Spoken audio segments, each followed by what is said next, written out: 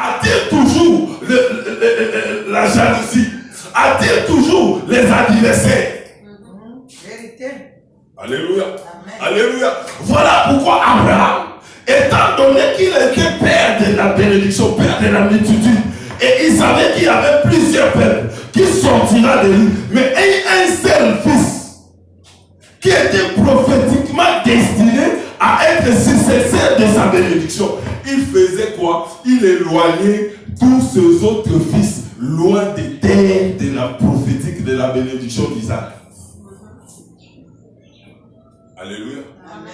Alléluia. Amen. Est-ce que je parle à quelqu'un? C'est-à-dire, il les éloignait pour qu'eux aussi deviennent forts, qu'ils deviennent de peuple, mais qu'ils ne soient pas à côté d'Isaac de père, qu'ils deviennent des ennemis d'Isaac, ou peut-être qu'ils se foncent, qu'ils puissent s'affronter un jour. Parce que je vous ai dit ici, la seule personne qui ne combattra pas ta bénédiction, c'est Dieu. Alléluia. Amen. Alléluia. Amen. Mais quand il y a la bénédiction, aussi longtemps que la Bible dit, c'est la bénédiction de l'Éternel qui enrichit et ne se fait suivre d'aucun chagrin. C'est-à-dire, le fait que la bénédiction de l'Éternel puisse t'enrichir et qu'il n'y ait pas de chagrin, c'est quand tu sais respecter le principe et le nombre de la bénédiction de l'Éternel.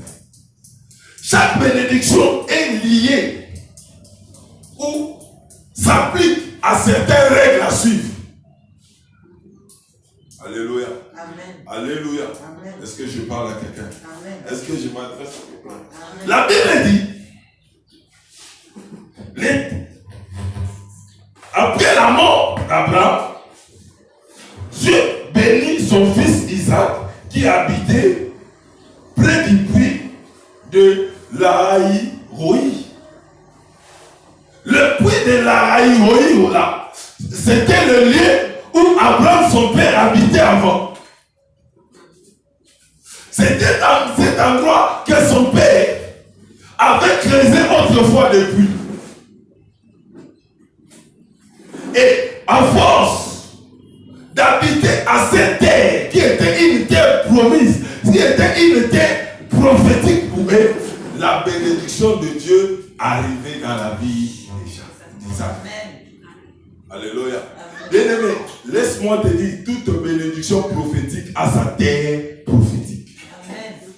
C'est-à-dire, aussi longtemps que tu n'es pas au lieu, aussi longtemps que tu n'es pas encore dans l'endroit, tu ne verras pas cette bénédiction-là s'accomplir. Tu ne verras pas cette bénédiction-là se matérialiser. Parce que la bénédiction prophétique est liée à la terre prophétique et est liée au temps prophétique fixé. Amen.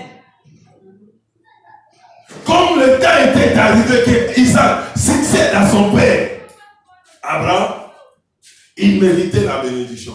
Mais à condition qu'il soit dans la zone prophétique de la bénédiction. Alléluia. Amen. Alléluia. Amen. Tu vas voir que Dieu a parlé à Joseph. Il a montré à Joseph qu'il le bénira, il l'élèvera. Mais Joseph avait sa terre prophétique. Joseph avait une zone qui était réservée pour son élévation. Il est né en Israël. Il est né à Canaan. Il a grandi là-bas. Mais il a fallu par tout le moyen que Joseph se retrouve en Égypte. Parce que c'était ça là-bas qui était sa zone prophétique. Tu peux être né peut-être à Ebeda ou à Menton, si c'est Menton, si c'est quoi. Alléluia. Mais si ta zone prophétique est Yaoundé, et aussi longtemps que tu resteras là-bas, tu ne verras pas la bénédiction. Il y a certaines personnes aujourd'hui qui sont en Europe, mais qui souffrent.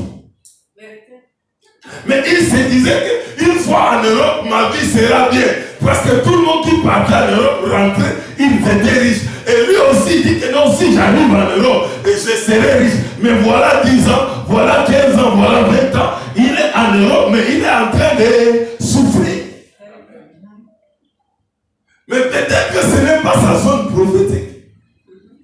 Peut-être, c'est-à-dire, quand tu es dans ta zone prophétique, bien aimé. C'est-à-dire, là où les gens échouent, toi tu réussiras parce que c'est ta zone. Amen. Alléluia. Quand quelqu'un est dans sa zone prophétique, les choses peuvent aller à la contre, ou les situations, l'inflation peut être dans ce pays, où l'économie, peut-être que, je veux dire, la crise économique peut régner dans ce pays, où la situation économique de cet endroit peut être défavorable, mais aussi longtemps que cela est ta zone prophétique, pour toi, ça sera prophétique. Amen. Ça sera favorable. Amen. C'est-à-dire, Joseph est parti en Égypte. Il est arrivé au moment où la famine s'annonçait.